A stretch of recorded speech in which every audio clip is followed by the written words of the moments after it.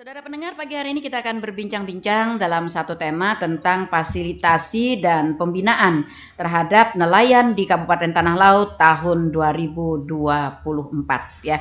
Nah, apa saja yang dilakukan oleh DKPP dalam hal untuk memfasilitasi dan melakukan pembinaan terhadap nelayan di Tanah Laut pada tahun ini? Mari kita dengarkan penjelasan dari Pak Nur Irwandi. Iya. Assalamualaikum warahmatullahi wabarakatuh. Waalaikumsalam warahmatullahi wabarakatuh. Alhamdulillah wa syukurillah. Mari kita panjatkan puji dan syukur kehadirat Allah Subhanahu wa taala karena diberikan kesehatan dan juga dalam rangka menyampaikan informasi program kegiatan kami. Nah, jadi terkait tentang fasilitasi pemberdayaan, kita tetap berdasarkan dulu regulasi kita yang kita pegang, Undang-Undang Nomor 45 Tahun 2009 tentang perikanan.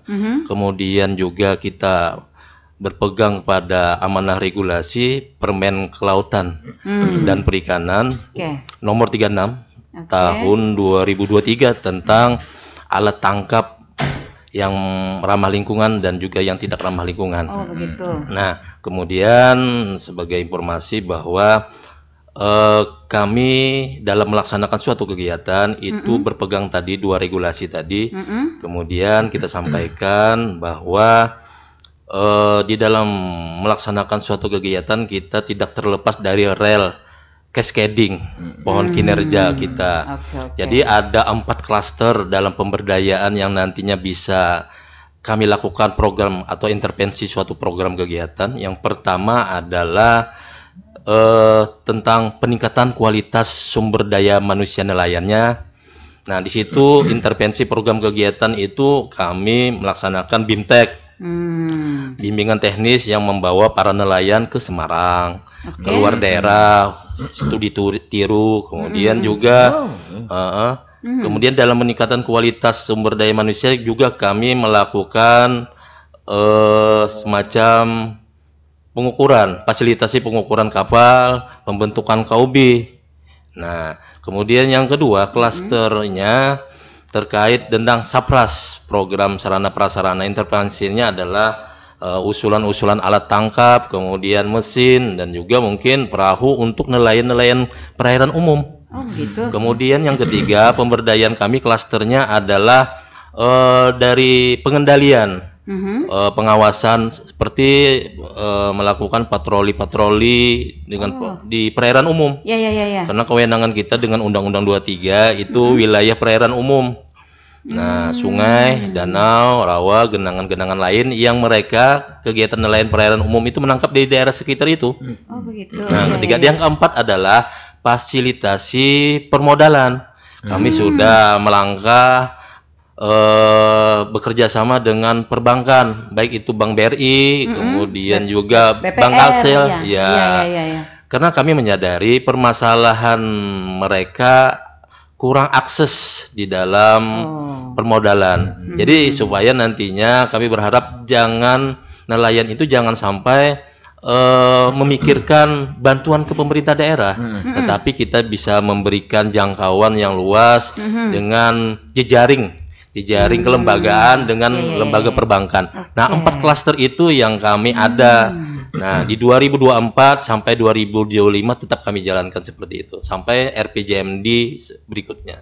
Seperti itu, Bu. Iya. Artinya ini dengan 4 klaster ini ya, Pak Iwan, ini sepertinya sudah hampir mencakup 90% ya dari kebutuhan nelayan itu sendiri. Betul. Peningkatan sumber daya manusianya. Tadi kemudian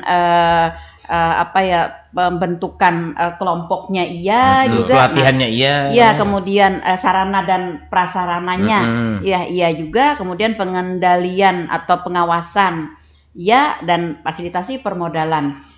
Ini sepertinya kalau kita lihat dari konsep ini memberikan harapan kepada para nelayan kita nih, masa depan nelayan ini akan bertambah cerah seperti itu ya dengan adanya ini. Nah, lalu pelaksanaannya sendiri Pak Irwan, dari klaster pertama sampai dengan klaster keempat itu secara real ya yang sudah kita lakukan di 2023 dan akan kita lakukan lagi di 2024-nya apa saja? Jadi untuk 2024 ya, kita bicara 2024. Oke. Kami sudah melaksanakan yang terkait yang pertama adalah kualitas sumber daya manusia tadi. Nelayannya. Kami sudah melaksanakan pembentukan KUB itu sudah 5 KUB sudah kami bentuk. Tujuannya adalah melakukan percepatan supaya nantinya nelayan itu bisa merasakan dampak bantuan-bantuan hibah. Karena kita tahu bahwa hibah ini harus berkelompok. Makanya kami lakukan percepatan dengan melakukan fasilitasi dengan penyuluh perikanan. Seperti itu. Nah, kemudian yang kedua tadi yang 2024 itu targetnya sudah terpenuhi 5 KUB. Oh, targetnya 5 KUB ya. Ini 5 KUB ini apakah dalam per kecamatan, Pak Irwan, atau per wilayah, atau ada kriteria tersendiri nih? Ya, jadi itu bisa aspeknya per desa. Jadi yang jelas KUB itu adalah suatu kelompok. Jadi kelompok nelayan yang kita himpun. Contoh yang secara data teknis bahwa potensi desa nelayan pesisir atau perairan umum jumlahnya adalah 40 desa, Bu. 40 desa. Jadi dari 40 desa itu yang nelayan perairan laut itu jumlahnya kurang lebih 30 desa. Sisanya adalah 10 desa adalah nelayan perairan umum. Itu secara data yang terupdate yang kami lakukan tadi di tahun 2024. Seperti itu, Bu. Nah, lalu yang 5 KUB ini kalau boleh dirinci nih di mana aja? Jadi yang 5 KUB terdiri di Desa Sebuhur, kemudian di Sungai Cuka. Sungai Kintab berarti ya. Kintab. Kemudian yang ketiga adalah yang di Sebuhur tuh ada 2, Bu. Oh, begitu. Ada 2. Jadi yang di Kintab itu cuma 1, Pandansari, bukan Sungai Cuka, Pandansari. Nah, yang keempat adalah di daerah di wilayah desa apa itu? Dari kecamatan mana? Ya, Kecamatan Panjipatan. Ya, seperti itu. Berarti Kuala Tambangan. Ya, termasuk Kuala Tambangan. Kuala Tambangan masuk itu. 1 Kuala Tambangan. Berarti 1, 2, 3, 4, 5 ya? Iya, 5. Nah, berarti kita sisa tinggal 5 lagi begitu ya? Iya. 5 lagi ini apakah nanti akan diselesaikan di 2024 atau nanti akan menjadi target di 2025? Itu yang untuk real, untuk 2024 sudah dilaksanakan nih. Nanti untuk 2025 tiap tahun itu 5 KUB terus tuh. Nah, jadi untuk 2024 sudah selesai. Nanti 2025 ada 5 KUB lagi. Jadi jumlah keseluruhan total yang real sudah kami laksanakan fasilitasi jumlahnya 124 desa, 124 KUB. Nah, sedangkan jumlah sebenarnya nelayan kita kurang lebih 4 ribuan, Bu. Untuk nelayan laut, Bu. Nah, kemudian untuk nelayan perairan umum kurang lebih ya 1.500 lah. Jadi kurang lebih 5.500-an ya, kurang lebih seperti itu. Bila digabungkan jumlah nelayan. Ini sebenarnya data ini ya Pak Irwan mungkin data umum ya, data umum 4.000. Ini apalagi kalau misalnya di nelayan umum ya. Nelayan umum ini kan ada kelompok-kelompok mereka yang kelompok penghobi begitu ya, seperti itu kan ya. Nah, kemudian ada kelompok-kelompok memang komunitas. Komunitas, seperti itu. Nah, lalu data ini nanti setelah kita misalnya mencapai di target 1.500, ini data ini diupdate-nya pada setiap seapa gitu, setahun sekali kah, 5 tahun sekali kah, atau bagaimana? Kami ada program kegiatan. Tiap tahun namanya pendataan sektor kelautan dan perikanan. Jadi itu kami update terus tiap tahun. Jadi perkembangan ini meningkat terus. Nah, seperti itu. Ini yang saya maksudkan. Jadi untuk yang pengunjungan komunitas yang lain itu tidak boleh, Bu, bisa bergabung di dalam kelompok nelayan. Karena kelompok nelayan adalah salah satu yang disebut dengan nelayan adalah memiliki alat tangkap. Nah, alat tangkap yang menangkap ikan. Menangkap ikan bisa di perairan umum, bisa di perairan laut, dengan kegiatan utamanya, Bu, bukan kegiatan sampingan seperti itu. Ini misalnya seperti ini, Pak Irwandi. Iya. Seorang pegawai misalnya, punya hobi, mancing. Mereka punya komunitas begitu kan ya, peunjunan lah sebut gitu. Nah, pada saat mereka purna tugas. Nah, purna tugas artinya mereka sudah bukan pegawai lagi kan ya. Lalu mereka mengalihkan profesi mereka ke pemancingan, ke peunjunan. Nah, komunitas mereka ini ada. Apakah dalam kondisi seperti ini mereka boleh membentuk sebuah hobi? Ya, yang sudah saya sampaikan bahwa dengan catatan itu boleh. Tetapi kegiatan utama atau enggak. Nah, bila memang itu sampingan aja. Dalam pensiun sudah dari pegawai tadi, jadi utamanya itu gitu kan. Memang seperti itu idealnya, tetapi yang kami fokuskan di dalam suatu kegiatan KUB, pembentukan KUB adalah yang memang sehari-hari untuk mencukupi kebutuhan mereka, yang kegiatan menjadi utamanya sumber kehidupan utama, yang gitu, untuk benefit keuntungan mereka, kegiatan utama mereka itu. Oke. Nah, indikatornya nih saya ingin lebih rinci, Pak Irwan, karena kita banyak ya punya teman-teman yang seperti itu begitu. Nah, apakah mereka ini nanti termasuk di indikator itu atau tidak gitu kan? Nah, indikator utama yang dapat mengklaim bahwa mereka itu sekarang adalah nelayan, ini apa? Ya, indikator utamanya adalah mereka harus memiliki alat tangkap tadi. Pancingan alat tangkap atau tidak? Pancingan alat tangkap memang, itu termasuk di dalam alat tangkap yang nelayan perairan umum. Tetapi yang dimaksud saya adalah nelayan yang hobi itu kan sampingan. Tetapi yang maksud kita adalah nelayan yang mereka bekerjanya itu, pelaku usahanya menangkap itu menjadi kebutuhan mereka. Kemudian itu dan juga itu kegiatan utama mereka. Sehingga nantinya bisa kami memberikan support program kegiatan seperti itu. Artinya bagi mereka yang memang menjadikan nelayan, pekerjaan menangkap ikan ini adalah pekerjaan utama. Iya, sumber mata pencaharian utama. Mata pencaharian utama. Baik. Jadi dapat dipahami ya seperti itu. Jangan mengelompok. Dari 5 KUB yang sudah ada tadi, perairan umum berapa, Pak? Perairan umum itu dua KUB di Sebuhur. Sisanya perairan laut di Pandansari tadi, kemudian Kuala Tambangan, seperti itu. Oke, baik. Lalu dengan sarana prasarana, Pak Irwan, untuk 2024 nih, apa yang diprogramkan oleh DKPP terhadap sarana prasarana? Tentu saja kan kalau untuk sarana prasarana proposal kan di awal dulu kan ya. Nah, artinya kan pada saat ini ya ketika DPA kita sudah ada kalau bahasanya tuh by name by address-nya begitu. By name by address. Iya, oke. Boleh mungkin digambarkan sedikit. Jadi untuk sarana prasarana kami anggaran kurang lebih 600-an. 600-an juta. Kemudian yang sudah kami hibahkan kita di TW2 triwulan kedua sudah kita melaksanakan. Nah, itu ada 4 kelompok, 4 KUB. Nah, itu 4 KUB ini ada alat tangkap. Alat tangkap yang kami hibahkan kepada 4 KUB. 4 KUB ini terdiri dari desa Desa Sungai Bakau, kemudian Desa Kurau, kemudian juga Desa Desa Kintab. Kemudian juga yang terakhir adalah Desa Nibati-Bati, perairan umum. Oke.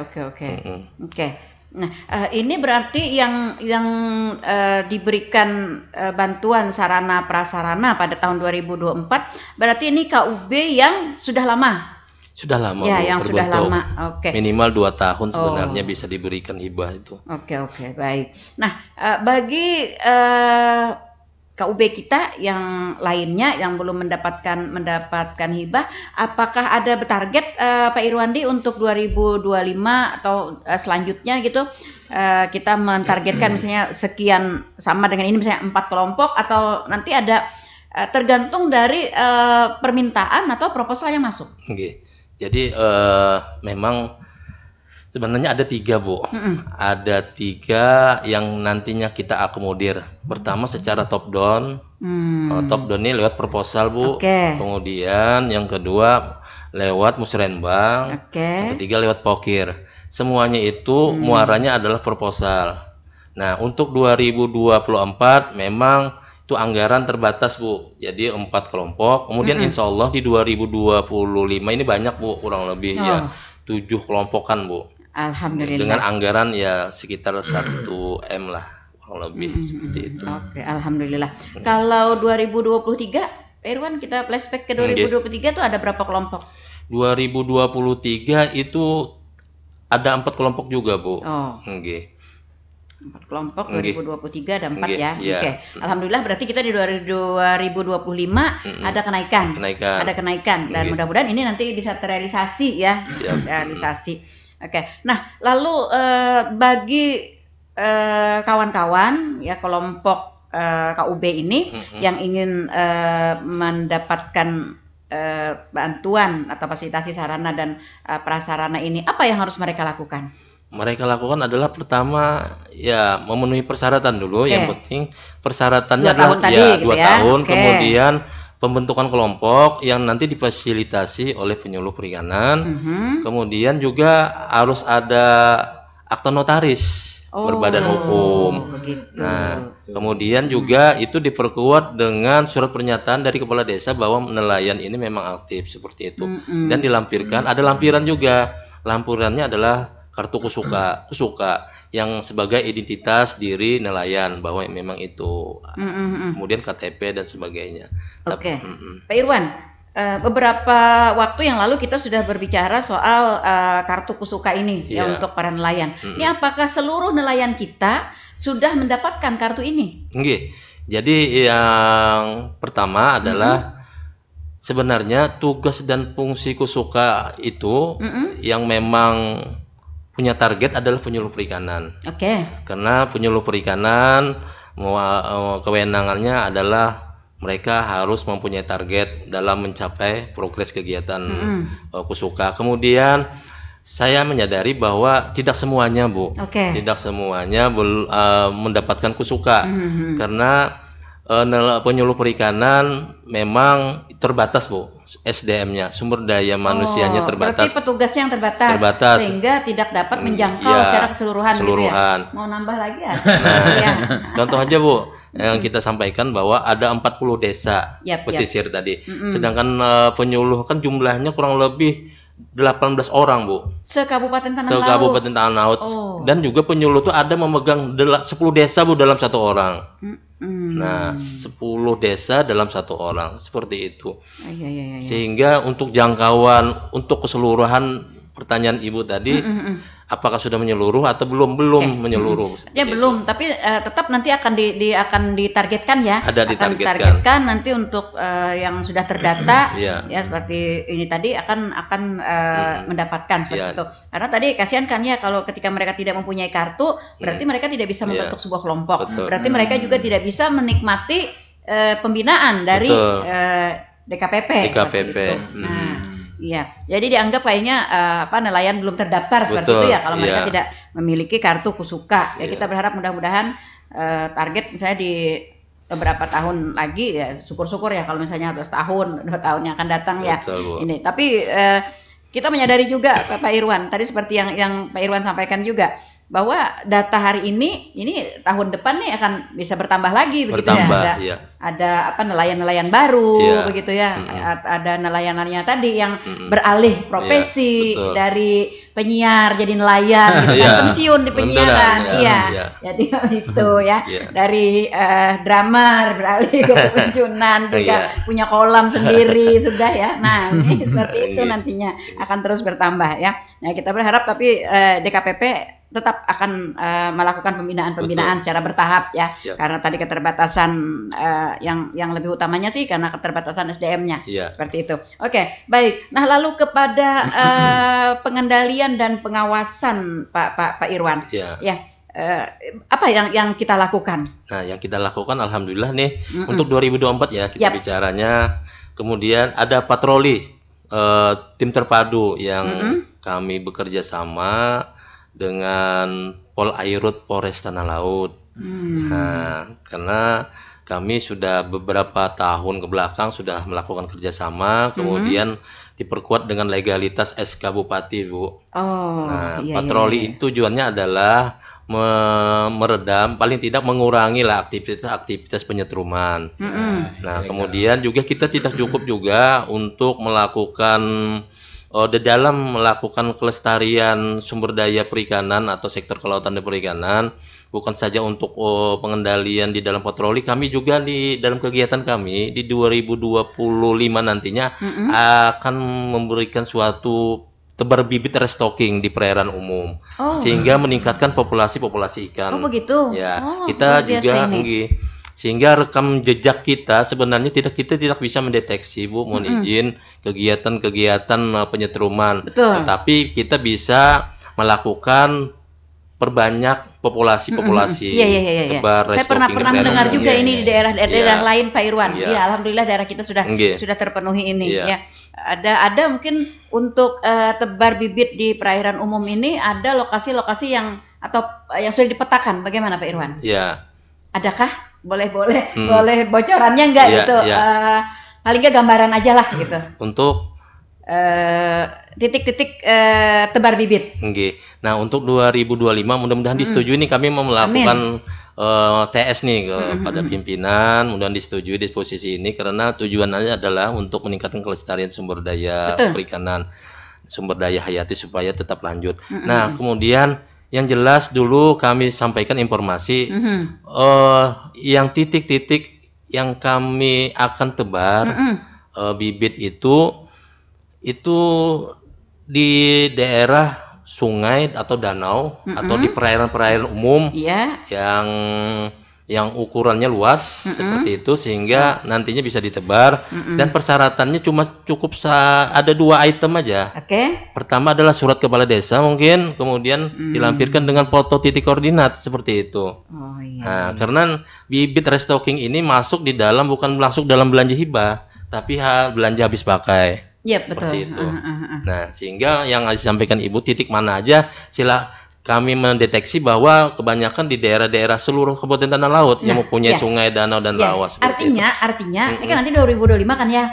Artinya dari sekarang kepala desa sudah bisa nggak menyampaikan permohonannya begitu di desa kami aja, gitu kan ya. Nah, ini dengan gambarannya seperti ini gitu kan, perairannya sudah dikenal, misalnya sudah dikenal. Kemudian luasnya ini ada terkategori nggak, misalnya minimal sekian atau maksimal sekian, nggak ada ya? Atau bagaimana? Yang jelas itu airnya sepanjang tahun dulu, nggak kering seperti itu. Kemudian ini sudah kami lakukan juga, kan dilaksanakan 2025 insya Allah. Tetapi kami lakukan identifikasi. Identifikasi ini ada beberapa yang masuk di atas meja kami, usulan-usulan dari kepala desa seperti itu. Alhamdulillah, sehingga kami rancang, kami klasifikasikan, kami survei, kami klasifikasikan, kami skemakan di mana titik-titik yang akan kami beri seperti itu. Artinya, ini menandakan bahwa memang para kepala desa sangat respon, karena banyak sekali nih nanti keuntungannya ketika di lokasi di desa kita dijadikan sebagai titik tebar bibit ini. Ini akan luar biasa. Saya pernah mendengar dari daerah luar gitu ya. Nah, ternyata ini dikembangkan menjadi sebuah seperti kayak objek wisata gitu. Nah, seperti itu ininya yang dikelola oleh desa. Nah, padahal kemarin kan pemerintah kabupaten yang memberikan menebar bibit apa segala itu. Nah, kemudian desa meneruskan dan ini dibuat menjadi sebuah objek wisata dan luar biasa sekarang. Nah, itu saya berharap juga ini bagus sekali ya. Komoditasnya juga beda, Bu. Beda dengan komoditas yang tebar bibit untuk budidaya, beda dengan di perairan umum. Jadi kita lebih menekankan kepada ikan lokal seperti haruan, seperti papuyu, ikan lais dan sebagainya. sebagainya, jenis-jenis ikan yang nantinya yang dulu pernah mendengar nama, yang dulu ada barang fisiknya seperti lais misalnya, atau kapar, biawan. Nah, itu nantinya kita sekarang nanti insya Allah kedepannya bisa melihat, oh ini namanya ini, kemudian barangnya ini seperti itu, sehingga generasi penerus anak cucu kita bisa merasakan. Betul sekali. Nah, itu juga yang ingin saya sampaikan tadi. Jangan sampai namanya aja, tapi bentuk fisiknya nggak tahu. Nah, itu kami arah ke sana, lebih menekankan peningkatan kelestarian. Dan juga yang penting adalah pengunjungan tetap enak gitu. Nah, ada hasil populasi yang kawan dibawa pulang seperti itu, mudah-mudahan lah. Untuk selama ini kan kalau dari kunjungan pasti kalau tanya biar kada lihat ikannya gitu. Berapa ikon pepuyunya? Ya, berapa ikon haruannya? Pada muncul lais lah. Kada dapat. Jadi insya Allah rencana itu lebih banyak kapasitas yang kami berikan nantinya. Kami melakukan pemerataan, Bu. Bukan dalam satu titik aja. Ya, betul. Tapi kan yang mungkin saya perairan umum nih lebih banyak, bukan nelayan perairan laut. Bila nelayan perairan laut mungkin 6 kecamatan aja. Tetapi bila nelayan perairan umum, mohon maaf nih, itu semua mungkin berapa kecamatan kita nih? 11 kecamatan.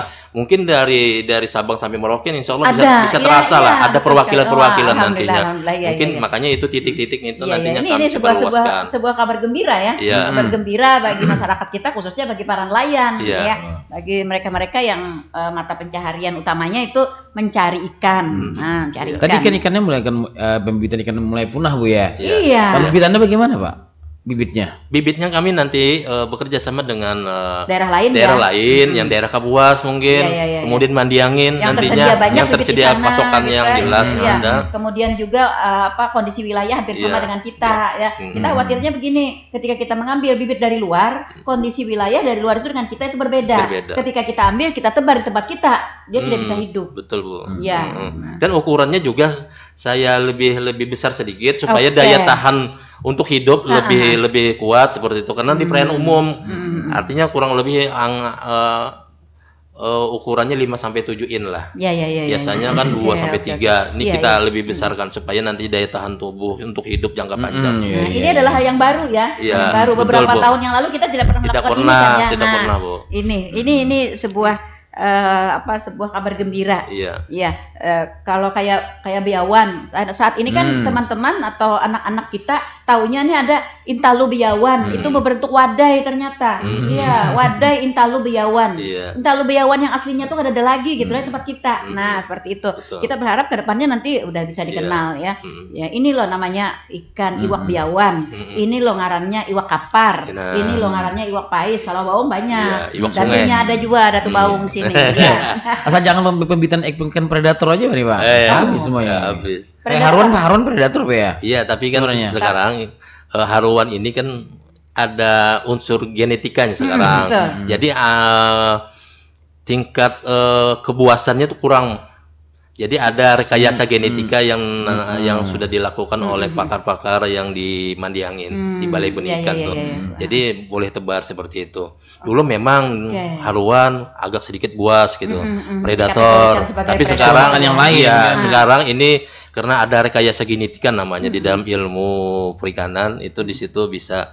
Makanya haruan itu agak sedikit kada buas benar gitu. Kada matok lagi main nih. Bila baung masih Jepang baung ya lah. Liuran. Iya. Apalagi kalau kayak ikan haruan kan ya, ikan haruan ini kan kemarin waktu kita talk show dengan BPS, ikan haruan termasuk salah satu komoditi yang mempengaruhi inflasi ternyata.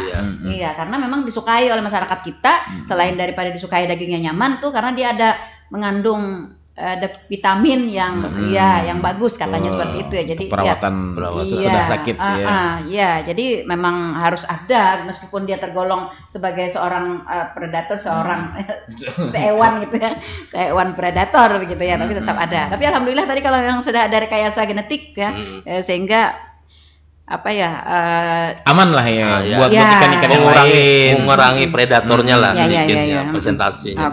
Baik. Di patroli tadi. Nah, lalu Pak Irwan, masih dari patroli ini tadi dan pengawasan kita. Selama kurun waktu 2024 atau mungkin di akhir-akhir 2023 dekat-dekat ini, apakah kita pernah menangkap, menemukan atau memproses ya orang, kelompok atau apa yang melakukan pelanggaran ya terhadap penangkapan ini? Ya, alhamdulillah. Untuk 2023 kita flashback ke belakang, itu ada 2 orang yang pernah kami, berarti perorangan kami bina lah dengan Satpol Airut di daerah Pabahanan. Itu lebih dekat. Nah, ini lebih kepada apa pelanggarannya? Ya, pelanggaran karena itu ada terbukti penyetruman alat-alatnya dan sebagainya. Nah, pada sebenarnya jangkauan oknum itu banyak masih, tapi kan karena ya kita kurang informasi cepat gitu. Nah, mungkin sudah dapat informasi tapi pada saat kita terjun ke TKP orangnya udah langsung hilang. Jadi jadi makanya itu yang lebih kita tekankan di dalam restocking tadi. Bila untuk menjangkauan seluas tanah laut kita tidak bisa seperti itu. Tapi kami tetap melakukan gerakan cepat seperti itu di dalam pengendalian patroli bersama Pol Air. Berarti sampai dengan saat ini ya Pak Irwan, yang masih marak pelanggaran itu berkisar pada alat setrum ya? Alat setrum ya. Jadi alat setrum itu ada 2 yang penggeraknya, Bu. Pertama dengan aki, yang parah itu dengan menggunakan genset, Bu. Luar biasa itu. Bila menggunakan pakai genset luar biasa, buaya aja bisa tertangkap. Nah, ngeri itu. Karena kan daya PK-nya itu luar biasa. Lebih kuat ya? Lebih kuat. Lebih tinggi. 6 PK dan sebagainya kekuatan mesinnya. Bila setrum, bila aki itu dengan penggerak aki itu kurang lebih ya denyutannya kan kurang. Bila itu, nah makanya itu saya harus gerak cepat gitu. Betul, sudah kami lakukan beberapa komitmen luar biasa, Bu. Dari kepala desa luar biasa komitmen menginformasikan dengan cepat dan juga dibentuk, Bu. Alhamdulillah ada 27 secara data teknis, ada 27 pembentukan Pokmaswas, kelompok masyarakat sadar terkait tentang perairan kelestarian. Itu tadi yang ingin saya tanyakan. Ya, apakah di daerah-daerah yang memang kita anggap di situ kayak sentra nelayan, ada sentra perikanan kita di situ, kita membentuk ada kelompok-kelompok pengawas selain daripada DKPP dan Polair tadi. Jadi itu Pokmaswas itu terbentuk atas kesadaran mereka juga. Yang berarti diambil dari para nelayan ya? Pak, bukan ya? Bisa diambil itu nanti difasilitasi oleh kepala desa. Kemudian yang terhimpun dari tokoh-tokoh masyarakat bisa di situ. Yang jelas mereka juga mungkin para pemuda-pemuda kita karena di dalamnya tuh harus komitmen benar-benar untuk menjaga kelestarian sumber daya perikanan. Jadi itu yang nantinya bisa membantu kami dalam gerakan cepat tadi. Jangan mengeluarkan bila. Harus tahu juga nih kan saat-saat orang melakukan pelanggaran itu kan, kalau misalnya penjagaan pada siang hari mungkin gak akan dapat karena tahu siang dijaga. Nah, mungkin mereka melakukan pasti pada saat-saat yang strategis lah dianggap gitu ya. Malam hari mungkin ya. Jadi Pokmaswas ini tadi ya harus mengatur strategi seperti itu. Sampai habis sih boleh iwaknya. Kali siang habis. Dan mereka melestarikan ini Pak Irwan, apakah ada di dinas ini program pembatasan kuota penangkapan atau juga pembatasan izin kapal? Jadi yang terkait tentang pembatasan dalam arti kuota ya. Iya, penetapan kuota. Iya, memang untuk sekarang kita dengan peraturan kementerian ada namanya penangkapan ikan terukur. Nah, jadi itu biasanya sudah dilakukan mulai tahun 2024 ini. Tapi biasanya penangkapan itu dipetakan oleh kementerian turun ke provinsi. Nah, pemetaan kuota-kuota tersebut itu melapornya ke Dinas Perikanan Kelautan dan Perikanan Provinsi. Jadi kuota-kuota untuk sekarang itu silakan aja ambil, tapi itu ada interval yang maksimalnya seperti itu. Untuk contoh penangkapan ikan yang di laut itu sudah berlaku, contoh kayak rajungan, mohon maaf nih. Kayak rajungan kan termasuk komoditas. Nah, kita dulu dapat berapa ton? 150.000 ton. Nah, 150.000 ton itu dalam setahun misalnya. otomatis bila lebih daripada itu nggak bisa lagi seperti itu, karena itu harus ada perencanaannya yang difasilitasi oleh Dinas Kelautan dan Perikanan Provinsi seperti itu. Nah sekarang kita belum sampai optimal, Ya, masih penangkapannya ya cuma puluhan ton aja seperti itu, sehingga silahkan semaksimal mungkin, karena kita lihat belum optimal juga dalam penangkapan. Dan itu dibuktikan ya Pak Irwan dengan adanya survei atau mungkin evaluasi dari DKPP atau dari tim sendiri begitu. Makanya itu dulu datang Kementerian Kelautan dan Perikanan ke Dinas Perikanan kita, itu dia menyurvei, ada kajiannya, mereka sudah melakukan kajian. Jadi makanya nih potensi yang luar biasa, contohnya ikan ini rajungan misalnya. Makanya itu bila memang dioptimalkan, mereka tahu sesuai dengan kajian tadi 150.000 ton tadi. Nah, tapi kendalanya apa? Kenapa masyarakat kita masih mainnya penangkapannya masih kecil? Nah, karena mereka juga alat tangkap mereka juga yang berpengaruh. Diukur dari alat tangkap. Alat tangkap mereka yang mereka pakai ini kapasitasnya rata-rata sekian begitu ya. Dikali sekian gitu kan, nah, dapatlah sekian. Ada rumusnya. Nah, iya betul, iya betul sekali. Apakah termasuk pembatasan izin kapal jadinya? Izin kapal itu mungkin ada yang memanipulasi ukuran kapal. Enggak juga. Jadi untuk ukuran kapal itu memang sudah ada petugasnya yang dari kerjasama, Bu. Kami memfasilitasi terkait tentang pengukuran kapal tadi. Nah, itu kewenangan dalam penugasan pengukuran kapal itu dari UPP, UPP Kintab kelas 2.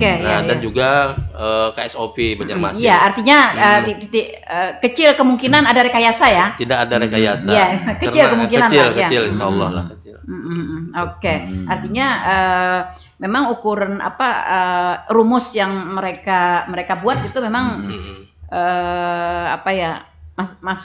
masuk akal atau diterima oleh akal, dan memang kenyataannya seperti itu, seperti itu ya. Karena kami memfasilitasi semalam ini yang 2 tahun yang lalu sudah kami laksanakan sampai sekarang.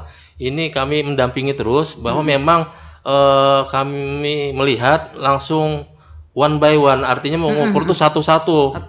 Nah, bukan diambil sampel. Oh, sampel ini langsung dipukul rata, enggak. Jadi satu-satu mereka ukur, karena ini pertanggungjawaban mereka juga menyangkut masalah tentang izin nantinya, izin siup CP-nya nantinya, hasil kan ada PNBP-nya juga tuh. Jadi apabila semacam diturunkan, misal mohon maaf nih, sebenarnya kapal Greystone-nya 14 ton, ternyata diturunkan menjadi 7 ton, ya kan? Nah, otomatis itu ada rumus hitungan PNBP-nya, Bu. Lebih menguntungkan nelayan. Tapi sebenarnya ini kan Kementerian Perhubungan kan sebagai bagaimana untuk meningkatkan PNBP yang lebih meningkat. Makanya memang mereka melakukan pengukuran yang lebih akurat seperti itu, sehingga mengoptimalkan PNBP tadi. PNBP itu nantinya PNBP itu nantinya walaupun tidak langsung bersentuhan ke kita untuk masuk ke PAD kita, tapi secara bagi hasilnya ada masuk ke dinas ke pemerintah daerah juga seperti itu. Makanya kami lebih mengoptimalkan pengukuran lebih tepat sasaran seperti itu ke desa-desa yang belum terjangkau pengukuran, kami lakukan pengukuran. Oke, bagus sekali. Kemudian, waduh, ini berbicara soal ikan nih, kayaknya kayak ikan, iya asik ya. Ikan, sebutkan nama ikannya dapat sepeda ya. Iya betul sekali. Saya mau menyebutkan sepedanya ya. Oke, kita tadi sudah sampai ke pengendalian dan pengawasan ya Pak Irwan. Oke, nah lalu di fasilitasi permodalan ini bagaimana nih konsep kita pada 2024? Nah, alhamdulillah nih ya, kami sudah melaksanakan tadi 2 tahun yang lalu juga pernah melaksanakan mulai tahun 2022, 2003 dan 2024. Nah, yang sekarang dengan Bank Kalsen luar biasa nih kerjasamanya, Bu. Nah, kami mengevaluasi dengan kegiatan kami yang tahun lalu belum optimal akses permodalan nih dengan kerjasama dengan perbankan lain. Mohon maaf nih, perbankannya nggak usah disebutkan. Nah, tetapi agak sedikit ribet. Nah, tetapi kami duduk bersama dengan Bank Kalsel bagaimana formulanya memberikan kemudahan, untuk mendapatkan kredit kur seperti itu. Nah, permodalan apa yang diutamakan? Mungkin yang perlu ada rekomendasi dinas, kami siap gitu. Kami sehingga nantinya mereka nelayan bisa menerima gitu, nah, bisa melaksanakan kegiatan aktivitas nelayan itu. Apalagi misalnya bagi nelayan-nelayan pemula ya, yang memang punya penghasilan kecil begitu ya, tidak punya aset yang dapat dijadikan agunan gitu ya, seperti itu ya. Dan juga mengapa saya pilih perbankan Bank Kalsel? Karena saya menyadari Bank Kalsel adalah bank yang umur baru nih dibandingkan dengan bank-bank BRI seperti bank-bank yang lain, bank-bank yang lain yang lebih tua yang sudah sampai ke rumput paling bawah. Iya, betul. Tapi Bank Kalsel ini karena Anda adalah bank Banua yang perlu kita dukung, otomatis kami langsung mendampingi beliau. Ternyata antusias. Alhamdulillah juga kepala Bank Kalsel turun juga ke lapangan pada saat di Kuala Tambangan, luar biasa. Pada saat itu beliau melihat luar biasa antusias nelayan Kuala Tambangan, hampir kurang lebih 300-an yang hadir untuk mendengarkan sosialisasi program-program Supermi atau program-program lainnya yang ada di Bank Kalsel, luar biasa. Nah, artinya bahwa nelayan bisa membandingkan dengan perbankan lain seperti itu. Yang mana nih yang terjangkau oleh saya gitu ya. Yang mana yang memberatkan saya itu seperti itu. Dan juga kami sudah memberikan modal kepada nelayan berupa program sehat sertifikat nelayan sebagai agunan mereka nantinya. Nah, jadi kami sudah melakukan bekerja sama dengan BN Agraria. Nah, Agraria saya ingat beberapa waktu yang lalu kita sudah ada talkshow juga soal kurang ini. Lebih 2000-an sudah yang kami sebarkan, kami bagi sudah kepada nelayan-nelayan. Itu kami berharap mereka itu menjadikan agunan mereka bagi nelayan, dapat dipergunakan untuk peningkatan ekonomi betul. Nah, tapi ekonomi yang dalam jangka panjang maksud kita, jangan ekonomi yang sesaat. Betul. Ketika sudah sertifikatnya jangan dijual nih. Betul. Makanya peserta-peserta nantinya sosialisasi di fasilitas perbankan itu ada sosialisasi kan. Nah, sosialisasi itu pesertanya adalah salah satu syaratnya adalah memiliki sertifikat yang sudah kami fasilitasi, namanya sertifikat nelayan tadi. Nah, sehingga itu sebagai agunan mereka juga seperti itu. Pak Irwan, ini berbicara soal agunan gitu ya. Apakah juga bagi para nelayan kita yang mungkin tidak punya sertifikat tanah begitu ya, apakah alat tangkap mereka seperti misalnya kapal, misalnya itu bisa menjadi dikerjasamakan juga kepada bank pemberi kredit untuk menjadi agunan? Nah, itu sudah kami bicarakan dengan Bank Kalsel pada saat sebelum melaksanakan sosialisasi itu, karena tidak semua nelayan memiliki sertifikat. Jadi mereka mempunyai aset seperti kapal, punya alat tangkap. Nah, contoh seperti kapal, mereka sudah kami berikan namanya pas kecil, dokumen kapalnya. Sebagai legalitas beliau nelayan ada pemilik kapal seperti itu. Nah, itu sudah kami bicarakan bagaimana caranya agunan itu yang dipakai. Nah, itu dia. Alhamdulillah itu kami bicarakan, mudah-mudahan ada tindak lanjutnya. Alhamdulillah. Tindak lanjutnya. Oke, baik. Itu. Sudah ada pendekatan awal ya. Pendekatan awal, mungkin perbankan masih membicarakan mungkin ya di tingkat ini kemungkinan itu, dan kita berharap mudah-mudahan itu dapat gitu kan, karena rata-rata hampir 80% ya para nelayan kita punya kapal gitu ya, punya alat tangkap gitu kan ya, asal jangan unjun aja Pak dijadikan. Intinya bisa perseorangan apa ya, bukan hanya tergabung di KUB, bukan perorangan. Kalau di perbankan bisa perorangan. Karena yang jelas ada semacam jaminan dari dinas lah paling tidak, bukan jaminan, rekomendasi dari dinas bahwa ini memang benar-benar nelayan yang terdaftar begitu ya. Karena harus melalui analisa kita juga. Jadi enggak sembarangan kita memberikan rekomendasi bila memang kita lihat latar belakangnya lah dulu seperti itu, sehingga nantinya bank itu bisa memberikan mudah-mudahan seperti tindak lanjut lebih cepat lah. Perbankan kan lega juga ada rekomendasi dinas ya. Bilangnya ada Pak Irwan. Telepon Pak Irwan. Ini apa nih yang namanya Iwan nelayan Tian ini? Jadi itu Bu, kendala-kendala kita permasalahan di lapangan tadi menyangkut perbankan, akses permodalan. Betul. Seperti itu. Sudah alhamdulillah ini ternyata kita sudah menemukan jalan yang baik ya. Jalan yang lurus lah. Jalan yang baik. Selain dari KUB tadi Pak, selain dari perorangan juga yang bisa mengakses perbankan, apakah dari penelayan umum nih Pak, nelayan umum seperti yang di kampung-kampung, tapi memang utamanya dia memang nelayan, mau mencari ikan di sungai. Iya. Dan dia tidak termasuk KUB, tidak, karena mungkin cari anggota juga Iya, nggak iya, bisa. iya. Apakah ini bisa juga, Pak, untuk bisa difasilitasi oleh mungkin mereka dapat mesin tempel atau gimana? Iya. Oh, sarana Iya. prasarana Iya, berarti. prasarana. Iya. Oke. Jadi Memang mereka ini tidak mampu gitu loh. Jadi memang Pak Iwan, kami sudah melaksanakan, mengutamakan sebenarnya bukan menduakan, bukan untuk nelayan perairan laut, tapi juga nelayan perairan umum kami utamakan nih. Oke. Karena bila memang menurut TUSI kita, Undang-Undang 23, memang nelayan perairan umum lebih kita lebih kita utamakan Iya, iya, domainnya. iya. Oke. Karena apa? Karena bila melihat nelayan perairan umum adalah nelayan miskin, jelas Betul, itu. betul. itu, Nelayan Pak. kecil Karena lah kalau pendapatannya luar biasa kecil. Iya. Nah, dan Jukung juga bungkas. iya, penangkapannya juga belum tentu sehari itu dapat, Bu. Betul, betul. Nah, lain perairan ada yang laut. seharianan belum dapat lain ya. perairan laut kan jelas tuh luasan sahamparan Iya. tuh jelas. Alat tangkapnya jelas iya. juga. Kapal kan, besar ya, juga. dalam Nah, itu kapasitas sudah kami lakukan. Mm-mm. Kami lakukan penyuluhan, kami dibantu dengan penyuluh perikanan. Lebih dilakukan pendekatan pembentukan KUB. Memang kelompok, karena memang peraturan kita peraturan ya. kita. Memang harus Karena itu ya. bila memang ini sudah terbukti, Bu, di tahun ini 2024 kami sudah memberi insya Allah nih bergerak nih, sudah memberi bantuan berupa perahu dan bermotor untuk nelayan perairan umum. Oh iya. Nah, tinggal mungkin pelaksanaan anunya di bulan-bulan TV4 lah. Oke. Triwulan 4. Jadi itu sudah kami lakukan untuk nelayan perairan umum.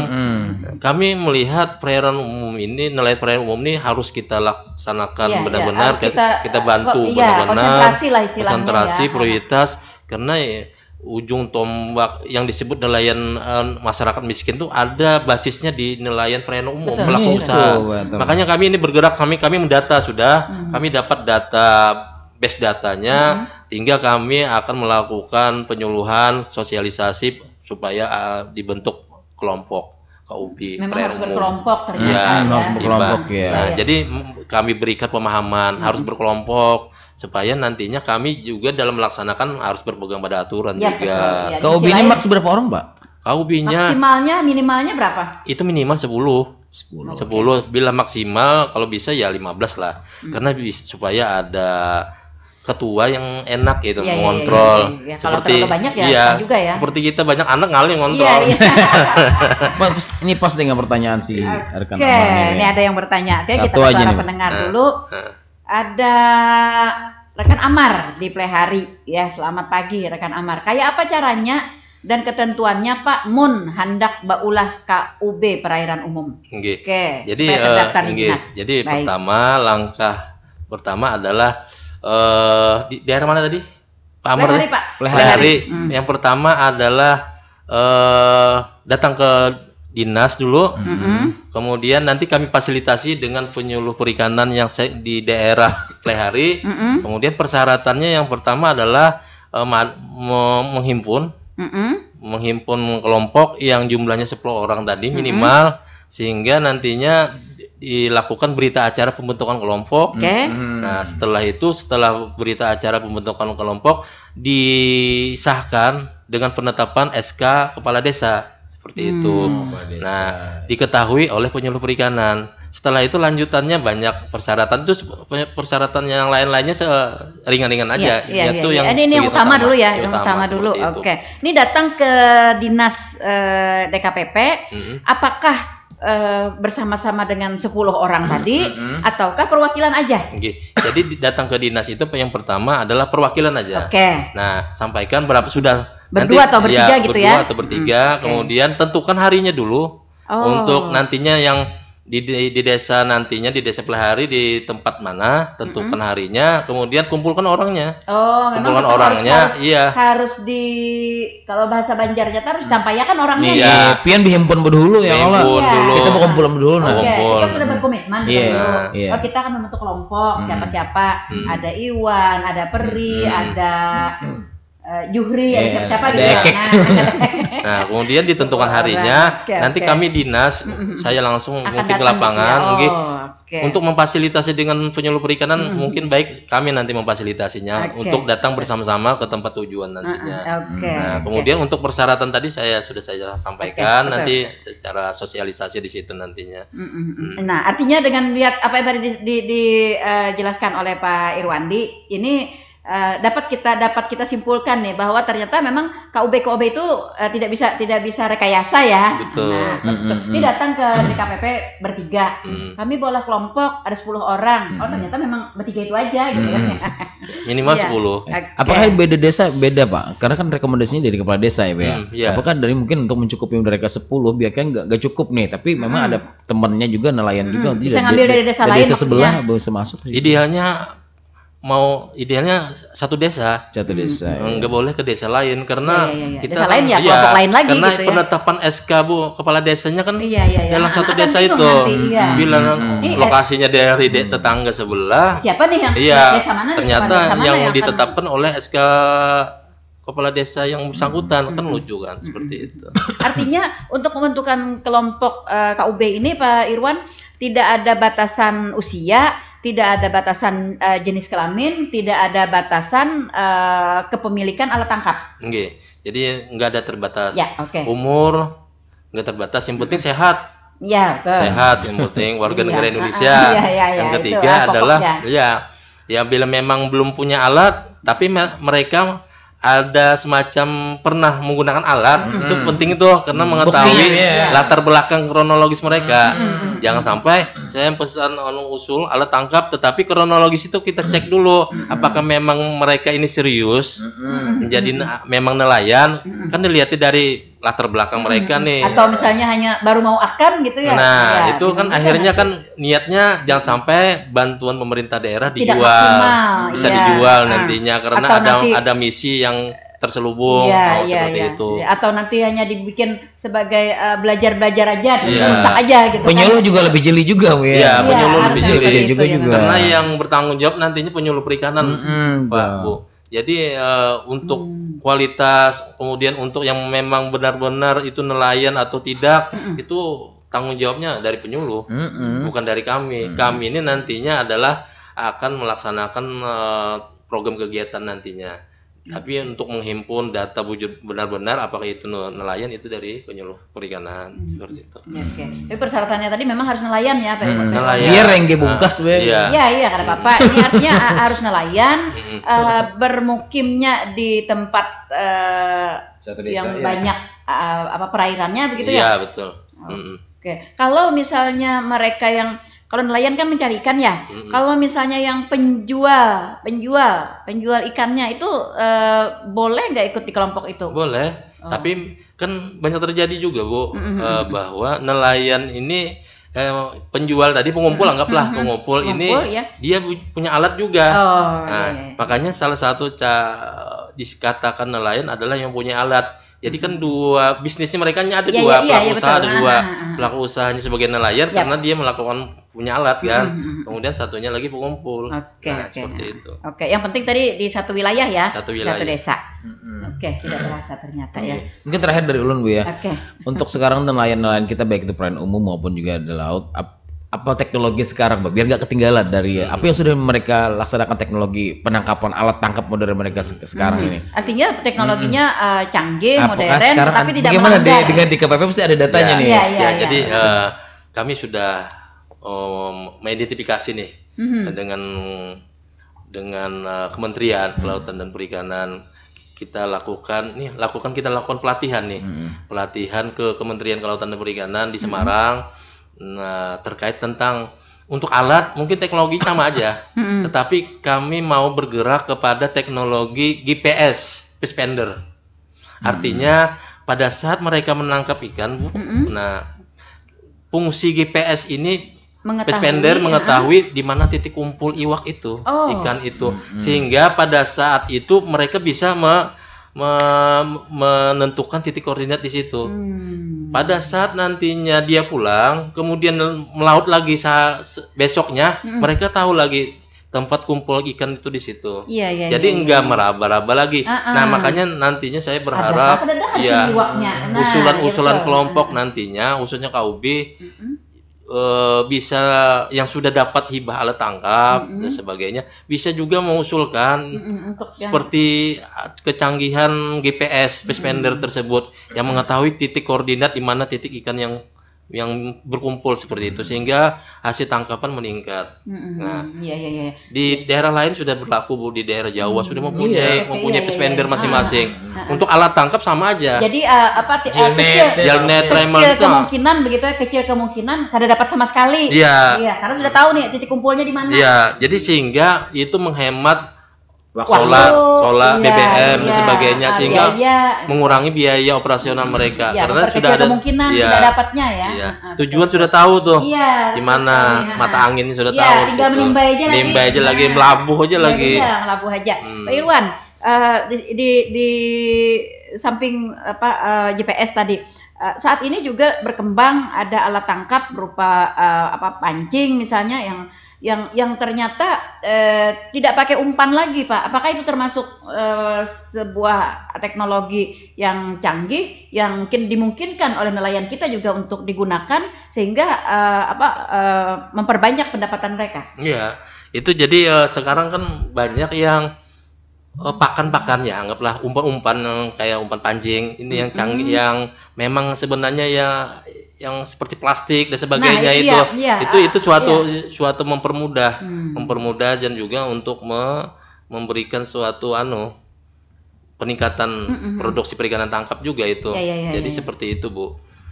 Apakah juga nelayan kita ini disosialisasikan dan nelayan kita juga dibina, diarahkan kepada kecanggihan teknologi, kecanggihan alat tangkap seperti ini? Okay. Nanti yang jelas dulu secara grand design kami lebih mengutamakan dulu Bu, mengutamakan pada sarana prasarana yang lebih skopnya luas, yang lebih mendalam. Contoh tadi yang GPS, alat teknologi Pathfinder. Kemudian juga kita lebih meningkatkan fasilitasi permodalan sehingga itu memberikan suatu dampak yang luar biasa berpengaruh Bu untuk dalam produksi perikanan tangkap. Bila yang itu nantinya kami lakukan juga, insya Allah nantinya mungkin studi tiru dan sebagainya kami lakukan sehingga nantinya bisa memberikan dampak baik positif bagi nelayan-nelayan yang memang profesinya tadi pemancingan, pengunjunan dan sebagainya. Oke. Ini juga berkenaan dengan perluasan areal nelayan, Pak Irwan. Apakah kita juga punya desain atau punya perencanaan yang strategis juga untuk kedepannya kita ada misalnya membuka lahan-lahan baru ya untuk perikanan ini, misalnya memperpanjang aliran sungai atau membuat aliran sungai baru atau bagaimana? Jadi itu bila untuk ekspansi perluasan, kami sebenarnya untuk perluasan itu kewenangan kami adalah yang pertama dulu kewenangan kami bisa memberikan suatu sarana prasarana dulu. Nah kemudian alat tangkap dan Pathfinder. Sekarang penangkapan ikan yang lebih produktif di atas 12 mil Bu. Artinya yang sekarang ini karena faktor mungkin penggunaan illegal fishing yang tahun 90 dampaknya kan terasa di sini nih. Sehingga kewenangan tanah laut, kewenangan provinsi khususnya itu sampai di bawah 12 mil. Dampaknya adalah nelayan sering menangkap ikan yang tidak banyak Bu. Nah makanya mereka ini menyadari ekspansinya mereka ke 12 mil lebih. Di atas 12 mil ini itu kewenangan Kementerian Kelautan dan Perikanan pusat. Nah, kami sudah memfasilitasi bagaimana nelayan kita ini terlindungi di dalam dokumen kapal. Pada saat nantinya kementerian akan melakukan sidak, kita sudah memberikan suatu pemberdayaan dalam arti dokumen-dokumen subsidi tadi. Kami sudah melakukan sampel, contoh mohon maaf sudah ada kami lakukan gerai dokumen kapal yang langsung kami datangkan dari Kementerian Kelautan dan Perikanan. Contoh role modelnya di Tabunio dan Pagatan Besar.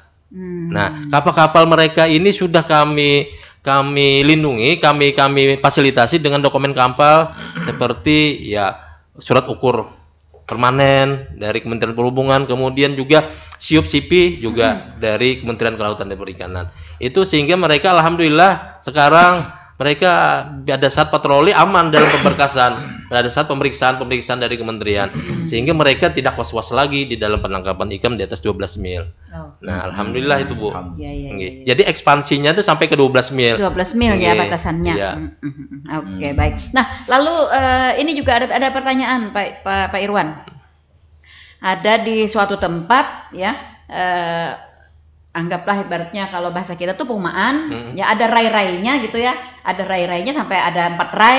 Nah, semua ray-ray ini berpotensi sebagai peunjunan dan banyak ikannya. Nah, mereka yang memiliki lahan di dalam ray itu, nah apakah diperbolehkan atau bagaimana caranya? Katanya nih mereka akan membuat ray baru. Seperti itu Pak, apakah harus ke perikanan atau misalnya mereka secara mandiri aja karena memang lahannya lahan mereka sendiri begitu. Nanti itu akan digunakan sebagai tempat pemancingan. Iya, jadi untuk lokasi pemancingan, lokasi ya budidaya lah, itu memang sebenarnya karena tanah-tanah mereka tuh. Nah, yang jelas itu memang pelaku usaha silakan dalam berinvestasi, tetapi bagi kami adalah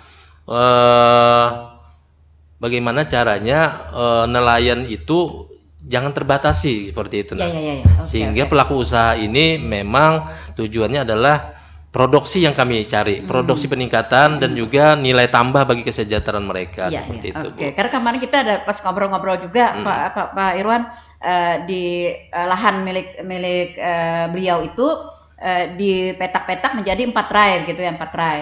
Dan banyak memang orang-orang yang mengambil situ. Nah, kita bicara ini ternyata misalnya dari ray 1 ke ray 2 itu kalau dihitung orang-orang bilangnya borongan gitu ya. Ada yang 30 borong gitu kan kesininya. Nah, bisa nggak Pak? Saya bilang ini per 10 borong gitu kan, per 10 borong dibikin ray gitu kan, satu lagi di per 10 borong dibawa sehingga lokasi pemancingan itu lebih banyak gitu. Iya. Beliau sih sebenarnya berminat gitu, tapi caranya bagaimana katanya. Nah, tadi seperti disampaikan oleh Pak Irwan, karena itu memang lahan-lahan mereka gitu ya, artinya mereka tidak perlu berizin ya Pak ya? Iya, karena mungkin belum ada aturan kami. Aturan kami yang menerangkan mungkin dari dasar amanah regulasi belum ada seperti itu menerapkan ke situ. Jadi untuk sementara. Iya. Jadi kan arahnya anggaplah mohon izin Bu, ray-ray ini anggaplah kolam lah. Semacam itu ya. Kolam budidaya ya. Seperti itu ya. Dia juga tidak budidaya Pak. Dia memang ngambil dari alam juga. Jadi ada sungai gitu yang besar gitu. Nah, lalu di ini kan ada sawah-sawah gitu ya. Nah, kalau dulunya memang ada ray. Kayak apa sih kalau ray itu apa sih namanya? Bukan kolam sih. Kayak hamparan lah mungkin ya. Kayak paritan gitu. Paritan pemisah antara sawah dengan sawah yang lain, tapi masih dalam milik beliau gitu. Nah, seperti itu. Dia tidak dibudidaya Pak Irwan. Jadi dari yang sungai itu tadi masuknya ke situ begitu. Tapi secara memang belum ada aturan nih kami untuk menerapkan seperti itu, menata tata kelola mungkin nggak ada semacam itu. Pada prinsipnya secara sederhana bahwa itu bila memang itu tanah mereka, asal jangan mengganggu tanah umum atau aliran sungai itu langsung ditabatnya sehingga mengganggu perairan-perairan lain, itu nggak boleh. Nah, itu kalau hanya membuat ray-ray, memperbanyak ray-ray artinya ya. Soalnya itu kemarin kita pas ngobrol di situ gitu. Nanti itu berhubungan dengan pertanian juga arahnya bisa. Nah, seperti itu Bu. Iya. Oke, baik. Ya, sayang sekali ternyata waktu kayaknya agak cepat ya kalau kita berbicara soal ikan ini ya. Iya, padahal saya masih pengen banyak tanya ya ini. Karena juga Pak Irwan jujur ya, masalah perikanan ini banyak digemari ya, bukan hanya oleh para nelayan yang memang murni nelayan, tetapi juga para profesi lain juga yang berprofesi lain, mereka juga punya hobi, punya ambisi, punya antusias juga di bidang Iya. perikanan ini begitu ya. Jadi banyak sekali mereka yang suka dengan perikanan ini. Baik, tapi sayang sekali waktu kebersamaan kita sudah berada di zona lewat ya. Oke, itu tandanya kita harus mengakhiri bincang-bincang kita di pagi hari ini. Tapi Pak Irwan, saya masih tetap ingin minta closingnya. Apa nih yang perlu disampaikan, dihimbau atau ditekankan kepada masyarakat kita khususnya para nelayan? Iya. Terima kasih Bu. Closing statement kami adalah pada prinsipnya pemerintah daerah khususnya Dinas Ketahanan Pangan Perikanan berdasarkan indikator kinerja utama kami adalah peningkatan produksi perikanan tangkap. Jadi kami berupaya semaksimal mungkin bagaimana pelaku usaha khususnya nelayan, baik nelayan perairan umum maupun nelayan perairan laut yang memang sudah diatur dalam Permendagri, Permen KP nomor 36 tahun 2023, sehingga kami akan melaksanakan suatu sentuhan program kegiatan yang tidak terpusat pada satu titik aja, tetapi kami akan menyebar luas dengan data kami yang terbaru di 40 desa tadi, sehingga nantinya 40 desa itu akan terasa program-program kami, sehingga nantinya kami berharap nantinya bukan saja stagnan pelaku usaha nelayan, tetapi akan bertambah nanti generasi-generasi penerusnya. Sehingga nantinya pola kami adalah dengan menggunakan metode peningkatan sarana prasarana yang menyeluruh secara kafah, dan juga perbankan nanti mendukung permodalan, kita akan menembuskan nantinya produksi perikanan tangkap mungkin menjadi lumbung di Kalsel terkait tentang laut, ikan laut seperti itu. Sehingga bagaimana caranya kami akan melakukan pendekatan, pembentukan kelompok perlu kami lakukan lagi percepatan. Kendala kami adalah kenapa masih kurang merata, karena kami sudah melakukan progres percepatan dalam pembentukan kelompok tersebut. Insya Allah dengan pembentukan kelompok ini menyeluruh secara 40 desa tadi, insya Allah menjadi lumbung ikan di sentral di Kalimantan Selatan, insya Allah.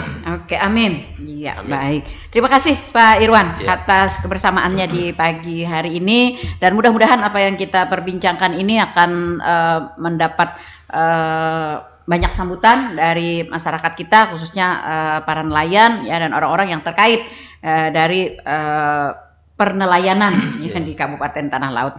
Terima kasih juga para pendengar kami yang sudah setia stay tune di 102,3 RPPR Radio Nufana FM, dan para pendengar yang sudah berkontribusi bersama kami. Mohon maaf jika ada yang kurang berkenan di hati, dan kita berharap dapat berjumpa kembali di lain waktu dan kesempatan.